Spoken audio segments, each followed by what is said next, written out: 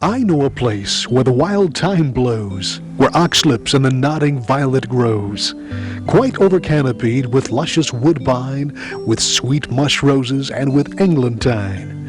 No more accurate words could be used to describe this unique place along Michigan's backroads. Even though the words are hundreds of years old and penned by William Shakespeare for his play A Midsummer Night's Dream, it describes precisely a place known as Wintergreen. Welcome to Wintergreen Herbs and Potpourri, a family-owned and operated business, the brochure tells us, located on a scenic hillside between Petoskey and Charlevoix near the hamlet of Bayshore. Here amongst an ancient apple orchard are beautiful theme gardens that are literally sensual delights.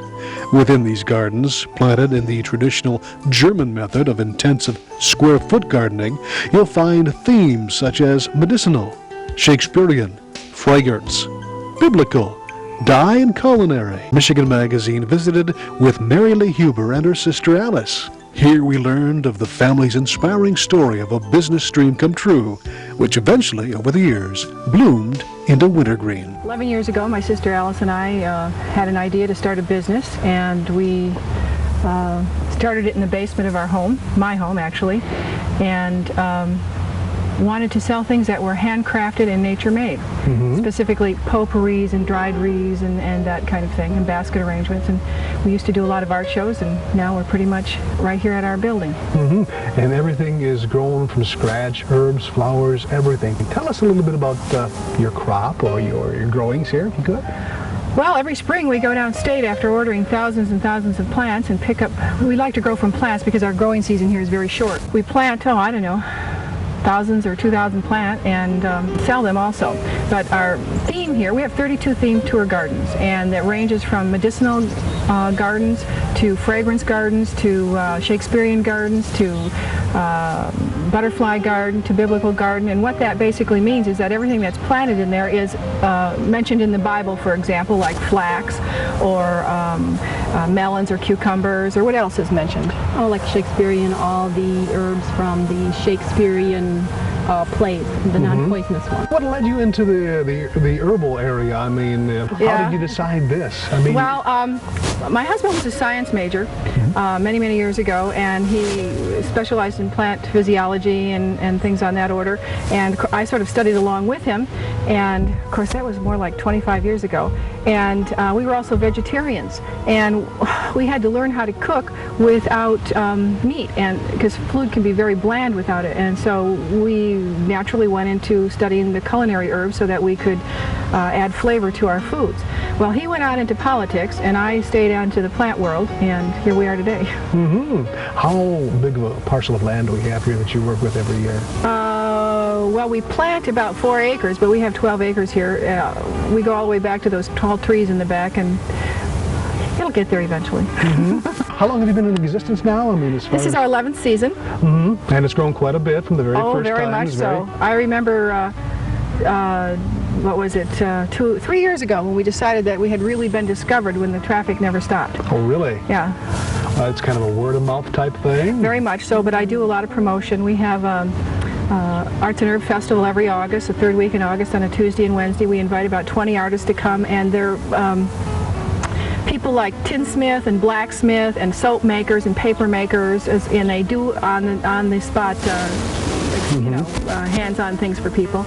And then we also have an artist day where they come and they paint the gardens, all local artists, famous artists, if I may say so myself. But and what else do we have?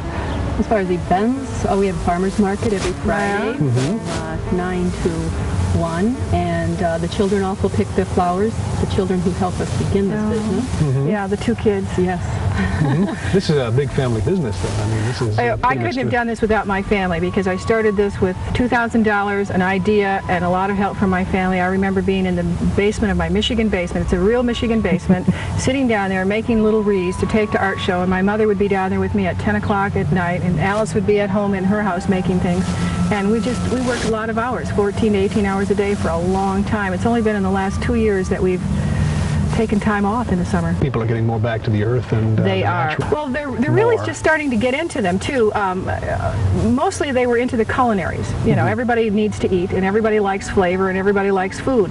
Now they're starting to look at other of the plants, like the medicinal and the plants that were biblical, and and so they're expanding, and that's really nice for us because we've been studying it for about 30 years actually. Cool and these things gardens are free to tour. They're not charged to come in here. They can come anytime they want and just enjoy. And you can come in here and enjoy it just by looking at them, or the fragrance, the aroma of the area, and this has got to be a labor of love for all of us. Oh, it is. It is. Our kids tell us we got to think about retirement, though. What are you going to do for retirement, Mom? And we can't do it without our husbands. That's Yeah. Oh, yeah. backing us up all the time. All the time they're backing us You've up. got to have a lot of family support and family understanding. Of course, that's what the business was pretty much based around, was to spend more time with the family, wasn't That's it? right. That's When we right. started, I had originally been selling and designing advertising for about 18 years, and after 15 years, my husband and I unexpectedly had a child, and I wanted to stay home and raise him, and it wasn't quite enough for me, so I developed a hobby into a business,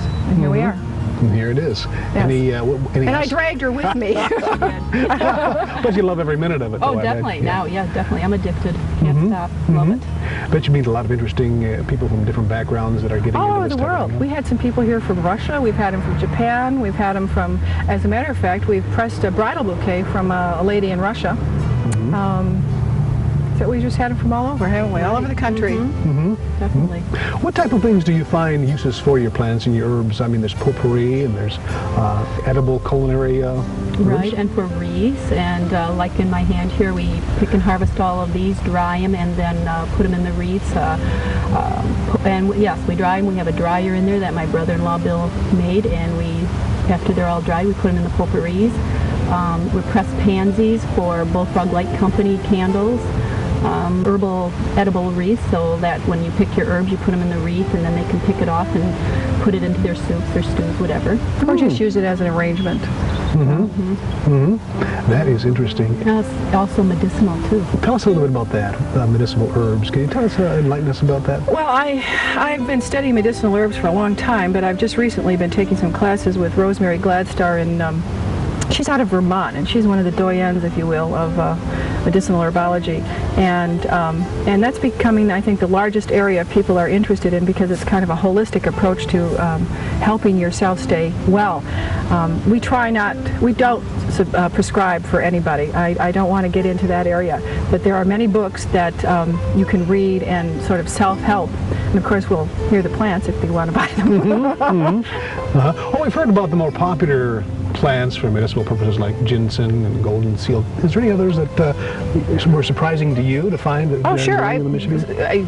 Common mullein is I've got some growing in the medicinal garden right over here. It was very surprising to me to be a plant that was recommended as an earache medicine. Yarrow, Mechelia millefolium, is a plant that is a styptic. It stops the flow of blood. I mean, all of us have used it to dry things and used in arrangements, but until she cut her hand one day and said, "Do you think we should try this out?" And I said, "Yes." And she put it on there, and it stopped. It was she had to go get stitches, and it stopped the flow of blood, and went in and got the stitches. It And even numbed it, so I numbs didn't even feel him put the stitches in. It was great Goodness. stuff. yeah, and Plankton for bitings, for stings. Nettle, we have nettle. stinging nettle, which we were very surprised was high in a lot of vitamins, and chickweed, another one, chickweed, high in calcium for women and men who need calcium. Just drink it as a green drink. Birch, a common acetylsalicylic acid, aspirin. Right. You know. Birch. It's interesting to look around you. People kind of let this slip aside as progress in the modern medicines came into being, but Yes, if they you look did. back into the history, you'll see that people dealt with this in their own way, and it was right under their feet. And the Indians and the pioneers, they did with what they had. Oh yeah, I think modern medicine has overlooked a lot of these plants, and a lot of it's just negligence. Just negligence. It's still there and still, available to all of us. Yes, and thanks to Wintergreen, we can all perhaps learn and appreciate what nature has bestowed upon us. Of course, a journey through the Gift and Art Gallery will echo that same sentiment as they feature the artistry of those that make Michigan their home. The arts and crafts of those that are just up the street or around the next corner are yours to discover, along with the wonderful gardens that surround you. It'll delight all the senses. Wintergreen, a delightful new discovery along Michigan's not-so-traveled back roads.